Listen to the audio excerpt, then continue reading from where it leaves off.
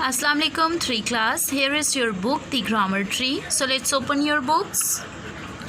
Chapter number 5, Pronouns. Chapter number 5, Pronouns. Students, in our last lecture we have discussed about some pronouns and the definition of pronoun. The definition of pronoun is a word such as he, she, they, it, which can be used instead of a noun is called a pronoun. Means noun की जगह जो words use होते हैं उनको हम pronouns कहते हैं. फिर हमने कुछ pronouns देखे थे. I, me, we, us, he, him, it, she, her, they, them, you. Okay. But today we are going to study about some rules of pronouns. Students, come on page number 18. There are some rules for using pronouns. Means यहाँ पर कुछ rules आज हम study करेंगे कि हमने pronouns को कैसे use करना है. Okay. Here is the first rule, that is, in some sentences a word like the or and or both may come off before or between the nouns that we want to replace with pronouns. That means कि कुछ sentences में जो words हैं कौन कौन से the और and, ये दोनों जो words हैं ये कुछ में तो सिर्फ the और कुछ में सिर्फ and, और कुछ sentences में ये दोनों जो words हैं the और and ये कब आते हैं? Before और between the nouns. Noun से पहले आते हैं, या तो नाउन से पहले आएंगे या नाउन के दरमियान में आ जाएंगे. ठीक है. फिर हम इनको भी प्रोनाउन से रिप्लेस करते हैं, फिर हम इनकी जगह भी प्रोनाउन यूज़ करते हैं. Here is the example. Zara and Meera said that Zara and Meera would come over for dinner. So यहाँ पर अब ज़ारा एंड मीरा, यहाँ पर एंड आ गया. सो जब हम इनका लगाएंगे प्रोनाउन यूज़ करेंगे तो क्या बन जाएगा? Zara and Meera said that they would come over for dinner. ठीक है. तो हमने प्रोनाउन दे किसकी जगह यूज़ किया? Zara and Meera. Okay. Then second example is I bought some milk and bread. I put the milk and the bread on the table. अब यहाँ noun से पहले आ गया. ठीक है. और यहाँ पर दो नाउन्स के बीच में आ गया, दरमियान में एंड और दी भी आए. ठीक है. अब हम इनको प्रोनाउन लगा के देखें कैसे करते हैं change. I bought some milk and bread. I put them on the table. तो दम हमने किसकी जगह लगाया? The milk and the bread, यानी इन सब की जगह हमने एक वर्ड प्रोनाउन यूज़ कर दिया, दम. Okay. Next rule number is, remember that you must use a singular pronoun for a singular noun and a plural pronoun for a plural noun. Given below are the singular and plural forms of some common pronouns. I, we means वो कह रहे हैं कि आपने जब singular pronoun जो है वो सिंगुलर नाउन के लिए यूज़ करना है. ठीक है. और प्लूरल प्रोनाउन प्लूरल नाउन के लिए यूज़ करना है. ठीक है. यहाँ पर singular and plural form of some common pronouns है. अब आई है तो इसकी प्लूरल फॉर्म क्या है? वी. यू की प्लूरल फॉर्म यू ही है. ही, शी, इट. इनकी प्लूरल फॉर्म दे होगा. मी की अस, हिम, हर, इट की देम. ठीक है. ये आपने याद रखने हैं. Rule number 3 is the use of a pronoun for a noun will depend not only on the number of the noun. यानी प्रोनाउन लगाने के लिए हमने सिर्फ यही नहीं देखना कि नाउन का नंबर क्या है, यानी नाउन सिंगुलर है या प्लूरल है, बल्कि हमें और क्या देखना है, but also on whether the noun refers to a living thing, that is a male or female, और नॉन लिविंग थिंग. यानी हमने ये भी देखना है कि जो नाउन है वो लिविंग थिंग है या नॉन लिविंग थिंग है, क्योंकि जब लिविंग थिंग होगा तब हम उसकी जगह ही, शी वगैरह यूज़ करेंगे, आई, यू, ये कुछ यूज़ करेंगे. लेकिन अगर नॉन लिविंग है तो डेफिनेटली नॉन लिविंग के लिए हम इट प्रोनाउन यूज़ करते हैं. ठीक है. Rule number 4 is All nouns, whether common or proper, can be replaced with he, she, it, they, him, her, them. यानी जितने भी nouns हैं चाहे वो common हैं या proper हैं, ठीक है, वो जब हम pronouns से लगाते हैं noun की जगह तो वो pronouns जो हैं he, she, it, they, them मतलब उनके according ही use होते हैं, ठीक है. ये नहीं है कि pronouns के लिए अलग से proper nouns के लिए अलग से pronouns है और common nouns के लिए अलग से pronouns है. No, ठीक है, दोनों कैटेगरी में सेम ही प्रोनाउन जाएगा. अब देखें यहाँ पर एग्जांपल है, Galileo was a famous astronomer. Galileo was an Italian. So अब इनका देखें कैसे हुआ.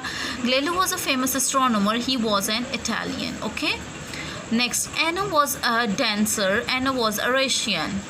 सो Anna was a dancer, she was a Russian. बस हमने male, female, living, non living, इस चीज़ का हमने ध्यान रखना है. सिंगुलर, प्लूरल, ये चीज़ें भी जो हैं वो ध्यान में रखनी है जब आपने प्रोनाउन यूज़ करना है. Okay, now come to next page, page number 19. Yes, another example is there. The elephant is a large animal. The elephant is a vegetarian. So the elephant is a large animal. It is a vegetarian. It आपने एक तो non living के लिए use करनी है और दूसरा it जो है वो आपने एनिमल्स के लिए भी यूज़ करना है, ठीक है. इन सम केसेस आप एनिमल्स के लिए ही या शी यूज़ कर सकते हैं, ठीक है.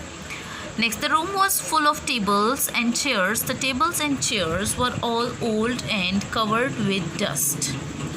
The room was full of tables and chairs. They were all old and covered with dust.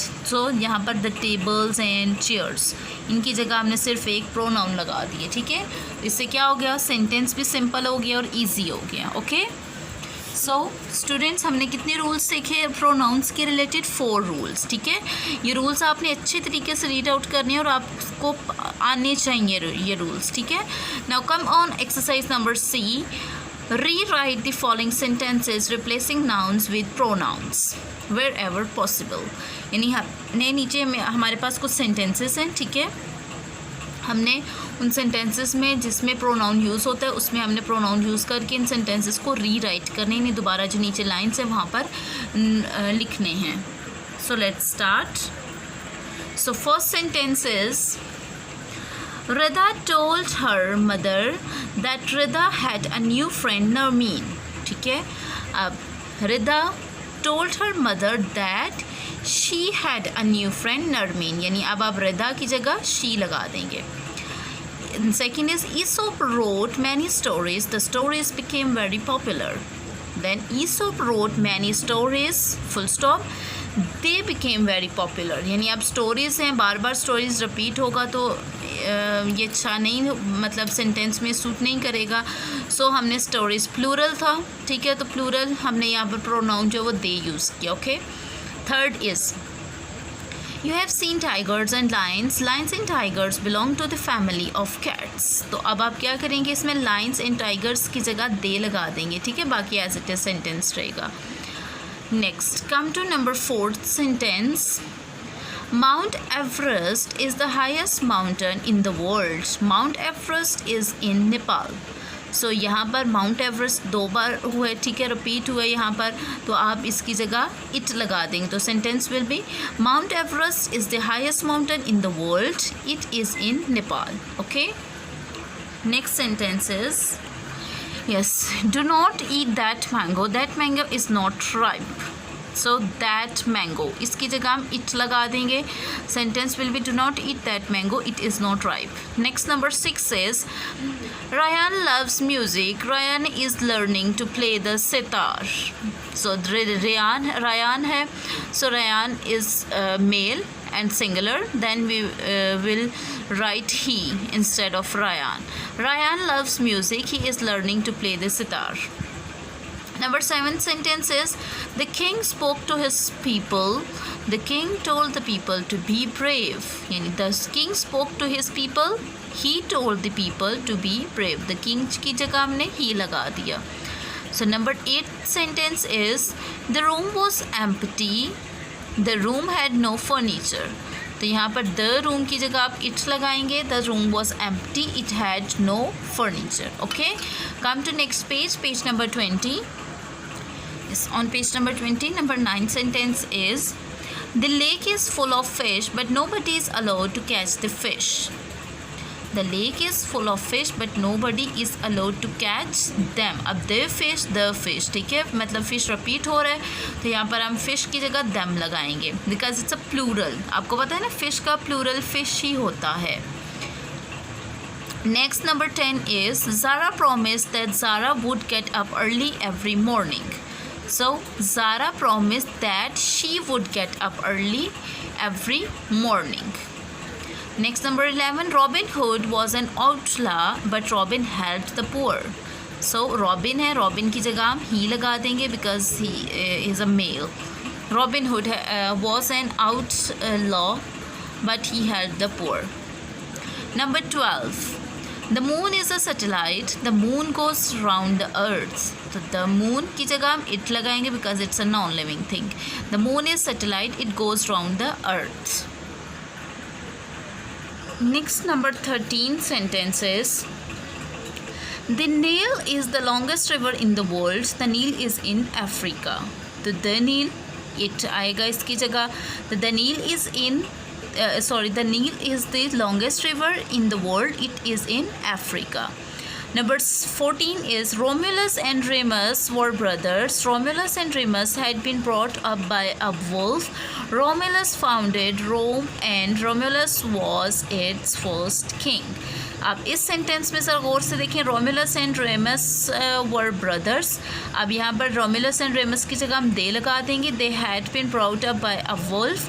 Then Romulus founded Rome and he. यहाँ पर हम रोमुलस ही लिखेंगे क्योंकि सेंटेंस को समझने के लिए. अगर हम यहाँ पर भी ही फाउंडेड लिख दें तो हमें नहीं पता कि किसने, रोमुलस भी है रेमस भी है, ठीक है. तो अब रेमस और रोमुलस में हमें नहीं पता चलेगा कि किसने रोम को फाउंड किया, ठीक है. So Romulus founded Rome and he was its first king. Last sentence is sentence number 15. The Greeks sailed to Troy. The Greeks fought with the Trojans for 10 years. अब the Greeks है यहाँ पर बार बार आ रहा है, noun है Greeks. So the Greeks की जगह हम they लिखेंगे because they are plural हैं यहाँ पर. The Greeks sailed to Troy. They fought with the Trojans for 10 years. Okay, students, आपने rules read out कर लेने हैं, ठीक है. 4 रूल्स जो हमने पढ़े हैं प्रोनाउन के रिलेटेड वो आपने रीड आउट कर लेने हैं. और exercise number C neat and clean note कर लेने हैं. नहीं, ये सेंटेंसेस जो हैं वो नीट एंड क्लीन करने हैं आपने, राइट, ठीक है. Okay students, take care and अल्लाह हाफ़िज़.